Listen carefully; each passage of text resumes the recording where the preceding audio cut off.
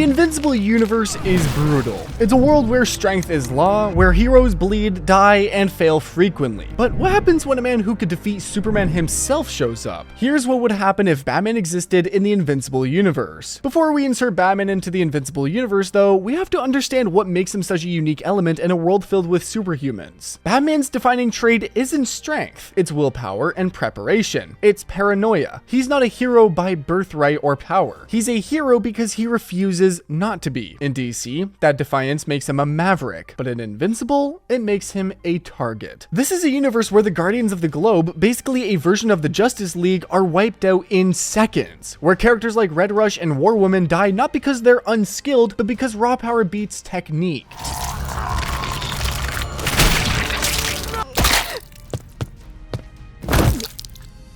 Batman isn't faster than Red Rush. He isn't stronger than War Woman. He's not more durable than the Immortal, but he is smarter. Inserting Batman here is like lighting a match in a room full of gasoline. He doesn't overpower the system, he reprograms it. Let's assume Batman enters the Invincible universe as Bruce Wayne, billionaire orphan with full access to his tech, resources, training, and network, but no existing fame.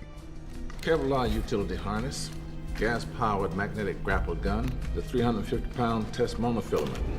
This baby works just fine.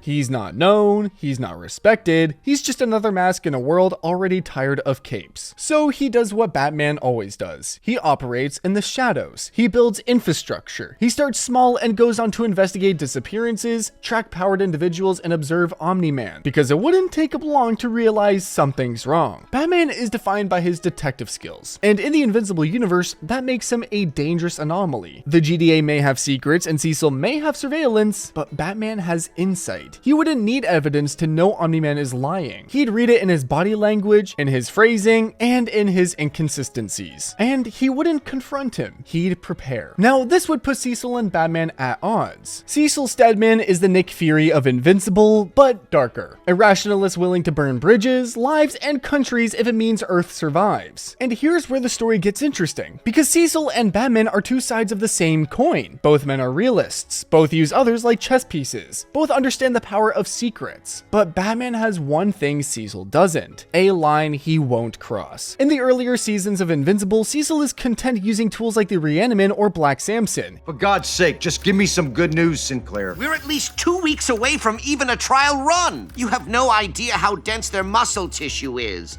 He manipulates, kills, and uses everyone to his advantage. If Batman starts investigating Omni-Man, Cecil either tries to recruit him or eliminate him. But Batman, being Batman, would see that coming 5 steps ago. In the original show, Cecil's shadowy ethics are justified by the threats Earth faces. But Batman doesn't accept the ends justify the means. He sees what Cecil is, a man too willing to become the villain to stop villains. What follows isn't a war of fists. It's a cold war of surveillance and counterintelligence. Cecil wants total surveillance, Batman blocks it. Cecil uses clone soldiers, Batman exposes them. Cecil manipulates Mark, but Batman protects him. He would hack GDA servers, interrogate agents, and he would expose secrets. Eventually, Cecil stops trying to outmaneuver Batman and tries to eliminate him. But that fails too, because for every satellite Cecil builds, Batman builds a jammer. For every infiltration team sent to track Bruce, Batman sends back their uniforms, folded neatly. The tension comes to a head during a near global crisis, perhaps the return of a cosmic level threat like Battle Beast or an asteroid strike engineered by the Viltrumites. Cecil's solution would be to detonate a nuke in orbit and risk civilian lives.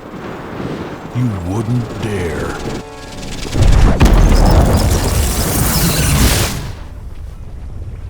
But Batman's solution would be a remote-guided EMP drone swarm that disables the threat without casualties. The world would see both plans, and they choose Batman. Cecil doesn't lose power, but he loses trust. From that point forward, he's no longer Earth's protector. He's Earth's administrator. Batman becomes the protector, and ultimately, he proves that Omni-Man is not who he claims to be, which will bring us to a new timeline divergence. In the original series, the Guardians of the Globe are ambushed and murdered by Omni-Man in one of the most shocking scenes in modern animation. With no warning and no mercy, Omni-Man just performs an execution.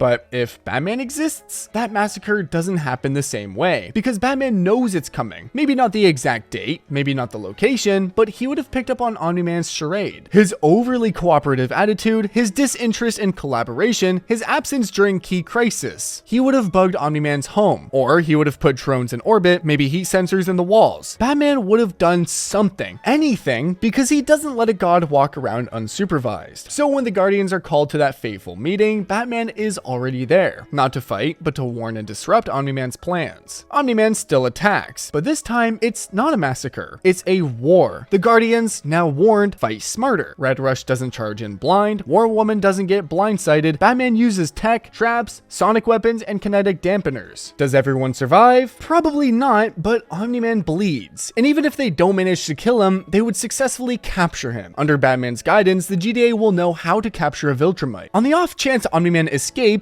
Earth knows what it's dealing with. And Nolan? He's on the defensive. He is no longer in control. His arc would become something else entirely. In Invincible, Nolan's arc is tragic. After beating his son nearly to death, he breaks down, flying off planet in shame, setting the stage for future redemption.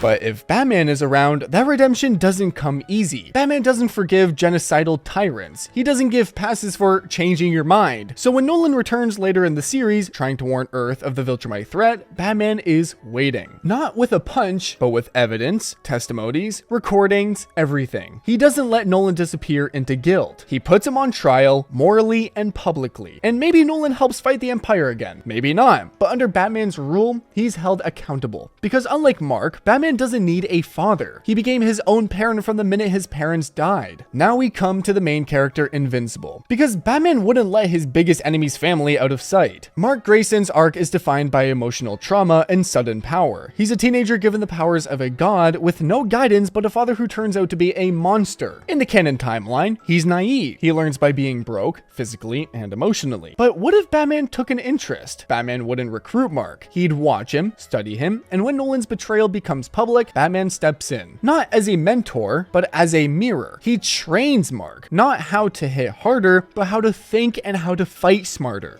You're a man who dresses like a bat, and your name is...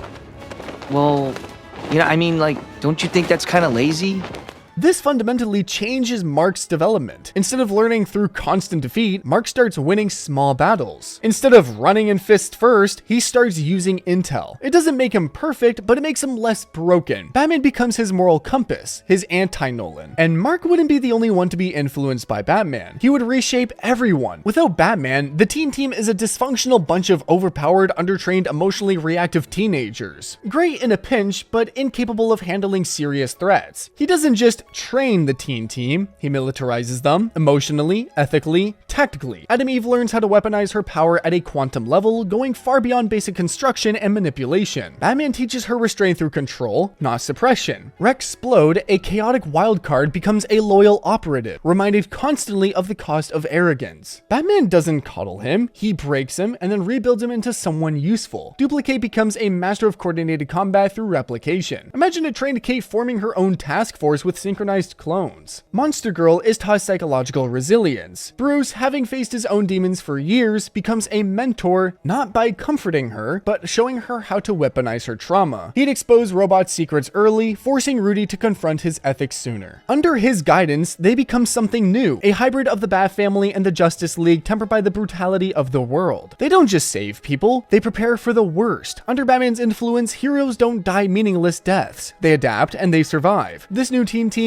isn't a joke. They're an elite squad, more like the Titans from DC, but hardened for war. They go from immature heroes to a critical resistance cell when the Viltrumites arrive. Batman doesn't teach them hope, he teaches them readiness. Earth wouldn't remain the same either. First, let's start small. The Invincible universe doesn't spend much time on petty crime. Why? Because the stakes are usually cosmic. Space invasions, monster attacks, and genocidal aliens. But if Batman enters this world, even street crime won't go unnoticed. Bruce Wayne doesn't ignore the small scale stuff. stuff. In fact, he thrives in it. Within weeks of arriving, organized crime in major cities, Chicago, Los Angeles, Seattle, will begin to collapse. Gangs vanish overnight. Arms deals are intercepted and corrupt cops start resigning voluntarily. The Batman effect begins. Fear takes hold, not just among criminals, but in the system. And that matters, because Invincible is a world where the Global Defense Agency often turns a blind eye to morally gray actors like Titan or DA Sinclair as long as the bigger threats are kept at bay. Batman doesn't play that game. If Titan tries to manipulate Mark into helping him rise in the underworld, he pays off inspectors so he doesn't have to fix shit,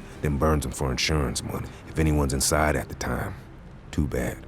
Batman shuts it down early. He doesn't let street-level corruption grow unchecked. He scares it out of existence. And by doing so, he eliminates one of the core thematic contrasts of the original show, the moral grayness of necessary evil. With Batman present, that ambiguity becomes confrontation, not compromise. Speaking of DA Sinclair, the Reanimant arc in the original timeline is horrifying. A brilliant but ethically void scientist resurrecting dead bodies as weaponized zombies. In the show, DA Sinclair becomes a pawn of Cecil's darker rationalism, helping develop Earth's last line of defense against the Viltrumites. But in the Batman-influenced universe, that partnership never happens, because Batman finds DA Sinclair first. He doesn't just destroy the Reanimant, he exposes Sinclair, releasing damning footage, hacking into the GDA servers, and broadcasting a live feed of Sinclair's lab to the world. Cecil tries to sweep it under the rug, but the court of public opinion makes it impossible. Batman forces Earth to reckon with its own inhumanity before the Viltrumites even arrive. This isn't just damage control, it's a warning. If we become monsters to survive monsters, we've already lost. That moral line, so blurred in the canon timeline, is reinforced in steel by Batman's presence. Sinclair is imprisoned, the Reanimant are destroyed, and the GDA loses one of its most dangerous assets, but gains a moral compass it didn't know it needed. Now, let's go big. What happens when the Viltrumite Empire comes calling? In canon, the Viltrumites are unstoppable. A galactic empire of Omni-Men. Stronger, faster, more brutal. Entire civilizations fall before them. But Batman would casually sip tea and tell them to come, because Batman never plays one-on-one. He doesn't fight Viltrumites with fists, he fights them with strategy. He studies them, learns their biology, and once he finds weaknesses, he builds countermeasures. He recruits the universe's smartest minds, Eve, Robot, Alan the Alien, and would lead the coalition. He doesn't try to beat the Viltrumites in strength, he beats them in logistics. So when the Viltrumites arrive, they don't find Earth kneeling. They find it booby-trapped and weaponized. It would be a planet defended by bulletproof plans. They would try to fight, but be defeated easily. And as a last-ditch effort, they would send Thrag, the ultimate Viltrumite. Stronger than Omni-Man, he is smarter and merciless. His arrival in the original story marks a shift into a full-blown war of species. If Batman is present, this war goes differently. In the show, Earth is badly underprepared, but Batman in charge would shift the balance. Planetary defense systems are online, a new global satellite array with Viltrumite-killing energy weapons is active. Eve, Mark, Alan, and the other superheroes have spent months training in strike tactics. When Thrag arrives, he doesn't land, he's ambushed. And Batman wouldn't let the other Viltrumites go either. Batman launches a propaganda campaign targeting the loyalty of lower rank Viltrumites. He reveals Nolan's regrets, shows clips of the human resistance, and broadcasts Thrag's past war crimes. Even if only 5% of Viltrumites hesitate, that's a 5% edge. Batman would create zones that temporarily weaken Viltrumites, enough for strikes or retreats. Thrag is still a monster. He is still god tier, but this time, he bleeds first. With only 50 Viltrumites behind him, Thrag would realize that the war is lost. Batman doesn't win wars with heat vision. He wins by making war too costly to continue. And once the war is over, Batman would dismantle every occupied planet the Viltrumites have. He would help them rebuild and give back their autonomy. His name would echo across the cosmic galaxy. As the years pass, Batman becomes something new in this universe. Not a superhero, but a myth. He doesn't age the same. His tech evolves. His AI doubles and his reach grows. And slowly, something terrifying happens. The Viltrumites don't see Earth as weak anymore. They see it as his. Because in every timeline, in every dimension, Batman earns the same reputation. Given prep time, he can beat